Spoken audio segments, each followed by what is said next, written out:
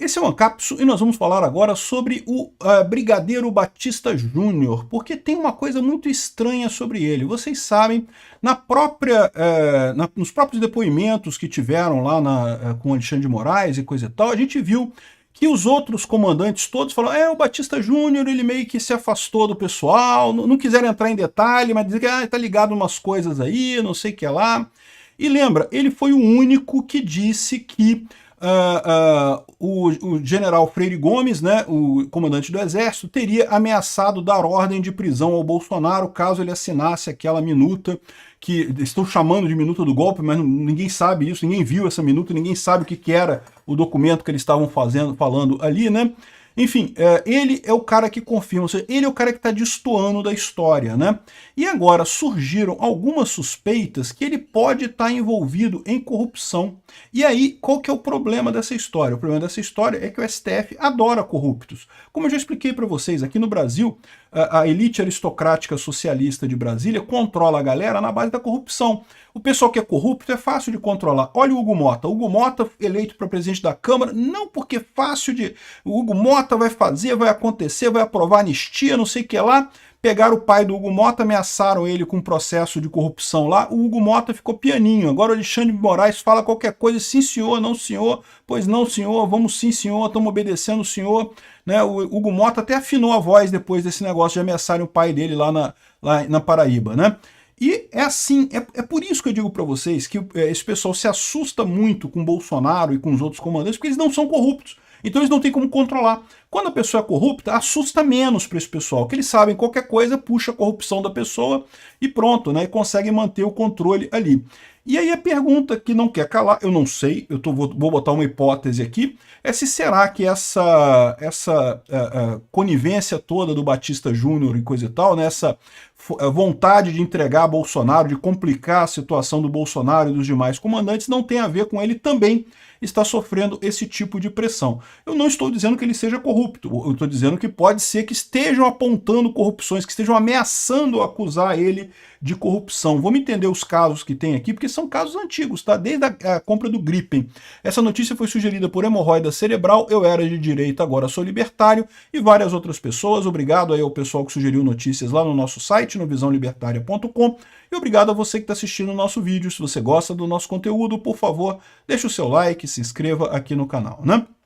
Pois bem, então uma coisa que destoou ali nos depoimentos foi o seguinte: primeiro, o Mauro Cid, como é um réu colaborador, ele falou um monte de coisa lá que, né, que ele tinha que falar, porque senão ele perdia a colaboração premiada dele. Sinceramente, eu tenho pena do Mauro Cid, não fico chateado com ele está ali numa situação de que ameaçaram a família dele, ameaçaram o pai dele. É muito fácil para as outras pessoas dizer assim, não, tinha que ser macho, tinha que continuar, não falar nada, mesmo sendo ameaçado. É porque não era você, né, meu amigo? É complicado quando é você ali na situação, então eu não critico o Mauro Cid. Mas teve um outro elemento que destoou também dos depoimentos, que foi o Batista Júnior, né? O Batista Júnior, inclusive, nem foi depor nessa primeira fase, ele não está sendo acusado diretamente, mas ele chegou a fazer depoimentos antes, né, nesse processo, e ele é o único que diz que houve teoricamente, essa ameaça de prisão do Freire Gomes contra o Bolsonaro, caso ele aprovasse o que eles estão chamando de minuta do golpe, que eu já expliquei, né? Não tem minuta do golpe, não tem nada no processo. Tem um monte de documentos que estavam em celulares, que acharam na coisa do PL, coisa e tal, mas não tem nada de minuta de golpe ali, né? São vários documentos soltos, muitos que estão até no Google, se você procurar, e nada de verdade. Mas enfim, o Batista Júnior meio que está destoando dessa história. E aí o pessoal começou a dar uma investigada nessa história. O Cláudio Dantas fez uma série de críticas a ele, porque no depoimento do Batista Júnior, ele disse que primeiro ele falou que o Freire Gomes deu voz de prisão, aí depois perguntaram, mas você viu então a minuta? Ele falou, não, eu não estava na reunião. Ué, peraí, como é que você diz que teve a ameaça de colocar em prisão se você não estava na reunião e coisa e tal, né? Ou seja, uma coisa muito estranha essa história toda aí do Batista Júnior. A suspeita que se liga nesse caso é que talvez ele tenha alguma coisa que estão usando para chantagear ele. De novo, não estou dizendo que ele seja corrupto, Talvez ele seja inocente, mas estão usando isso. E a coisa toda, bom, a parte, digamos, mais simples é essa história aqui da porta giratória. O que é porta giratória? O ex-comandante da FAB, o Batista Júnior, fechou contratos com a Airbus antes de assumir o cargo na empresa na Airbus, né? Então fala aqui, ó, que a relação entre as Forças Armadas e a indústria de defesa voltou ao centro do debate com a movimentação do ex-comandante da Aeronáutica, o Carlos de Almeida Batista Júnior, para a Airbus. Ele era o comandante da Força Aérea, chegou a fechar contratos com a Airbus e coisa e tal, e depois que saiu da Força Aérea arrumou um cargo na Airbus, está ganhando salário lá. Qual que é o problema disso? O problema disso é que você pode indicar que teve algum acordo aí entre a Airbus. A gente não sabe se teve, mas pode-se, né, suspeitar que teve alguma coisa, pode ser que processem ele, que investiguem, de eventualmente ter fechado acordos com a Airbus, já combinado de quando ele sair, ele ser empregado. Isso é muito comum, tá? É muito comum de acontecer mesmo, né? Os contratos foram firmados com a empresa europeia, incluindo a conversão de aeronaves A330 para a versão KC-30, ou seja, são projetos de centenas de milhões de reais, né? E aqui, ó, pouco tempo após deixar o cargo em 2023, o Batista Júnior assumiu, em novembro do mesmo ano, uma posição na Airbus como conselheiro sênior de estratégia, ou seja, um cargo quase honorífico, né? Um cargo ali que ele está ali, não sei se ele faz alguma coisa de verdade, o que levanta questionamento sobre a influência dos militares da reserva na aprovação de contratos e falta de regulamentação clara. É o chamado porta giratória. A pessoa está no serviço público, aprova um contrato, depois sai do serviço público, é empregado pela empresa, né? Aqui, ó. Apenas durante... Outra coisa que eles colocam aqui, ó. O seu filho, o Bruno Batista, trabalha na AEL Sistemas, uma empresa que mantém contratos bilionários com a FAB. A AEL atua na área de tecnologia militar e é responsável por projetos como a comunicação segura entre aeronaves e o desenvolvimento da frota de drones RQ-900. Apenas durante o governo Bolsonaro, a AEL recebeu mais de 300 milhões em contratos com o governo, valor correspondente a quase metade de tudo que a empresa faturou com o governo federal nos últimos 10 anos. Então, a AEL é uma empresa importante nessa história. É essa empresa aqui, ó. O filho do coronel aparentemente trabalha nessa empresa. A gente não sabe se ele tem alguma posição de destaque lá dentro, se não tem nenhuma indicação de que tenha havido corrupção, mais uma vez, como eu digo, mas ele pode ser acusado de corrupção, podem acusar ele de ter aprovado esses projetos para beneficiar a AEL e, com isso, o filho dele, né? Mas não para por aí, não. Porque essa história é antiga aqui, ó. Se você pegar essa matéria de 2015, o comandante da Força Aérea era outro aqui, ó.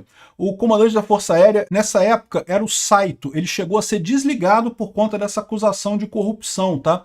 Então, o que aconteceu? Vocês lembram que durante o governo Lula foi feita a compra do Gripen, né? Do caça Gripen da Suécia. E é uma compra de milhões e milhões de dólares, também caríssimo isso daqui. E o Gripen, quando chegou... aqui o valor é 5,4 bilhões de dólares, dinheiro pra caramba no final das contas, né? E aí a aeronáutica exigiu que o Gripen viesse com um display wide, né? Um display grande. Ao invés de ser 3 displays menores, era um display grandão só que eles queriam no Gripen, né? Para que eles queriam isso?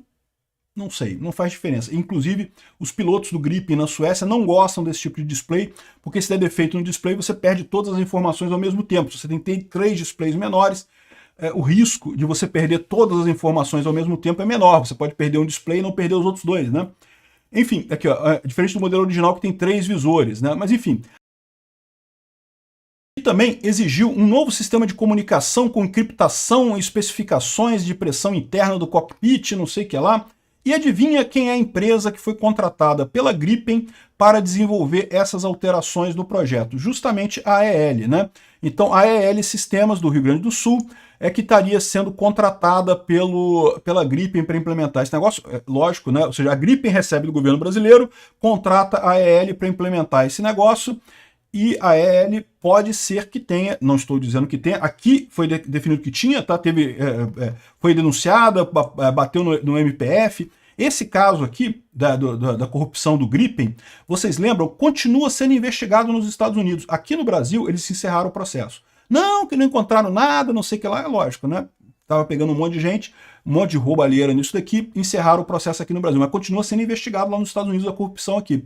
E nessa época, o MPF estava envolvido, e justamente a suspeita é que o brigadeiro Saito, na época, que o brigadeiro Junichi Saito, que era o brigadeiro na época, o comandante da Força Aérea na época, poderia estar envolvido com esse negócio, estaria recebendo através dessa empresa. E se ele estava naquela época recebendo através dessa empresa, pode ser que a mesma coisa esteja acontecendo com o Batista Júnior. Não sei se está acontecendo, mas repara como é que você tem todos os elementos para alguém lá no STF virar para o Batista Júnior e falar, olha só, o negócio é o seguinte, o papo é o seguinte, a gente precisa condenar o Bolsonaro, a gente quer condenar o Bolsonaro, queremos condenar o Bolsonaro, precisamos de alguém que denuncie alguma coisa para o Bolsonaro ali, que faça alguma coisa ruim. Se você não quiser fazer isso, tudo bem, a gente vai reativar esse processo aqui da saída sua aqui, da EL e não sei o que lá, e vamos investigar esse troço aqui e vamos ver o que vai dar para você nisso daqui. Então, ou você entrega o resto da galera, ou então você vai responder por isso, por essa acusação aqui. De novo, não estou dizendo que ele tenha sido corrupto, que ele tenha feito corrupção. Eu estou dizendo que tem coisas no passado aqui que dão margem para que se abra um processo contra ele de corrupção. E esse é o tipo preferido de coisas que o STF e a elite aristocrática socialista de Brasília gosta de usar para pressionar pessoas lá em Brasília, né? Adoram corruptos. Por quê? Porque o corrupto é fácil. Você vai lá, acusa o cara de corrupção, o cara vai ter que voltar atrás, senão vai ser preso e coisa e tal. Então essa é a situação do Brigadeiro Batista Júnior. Será que foi isso que fez o Brigadeiro Batista Júnior mudar o depoimento dele, falar que ouviu esse negócio?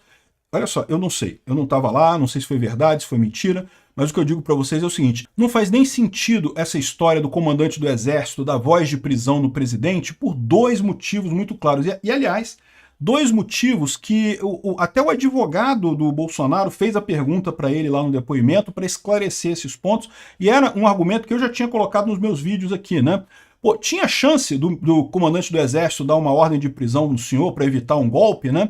E o Bolsonaro respondeu, não, porque primeiro porque tem a hierarquia. As Forças Armadas são muito focadas na hierarquia. O Bolsonaro é superior ao comandante do Exército. Não tem esse negócio da ordem de prisão, né?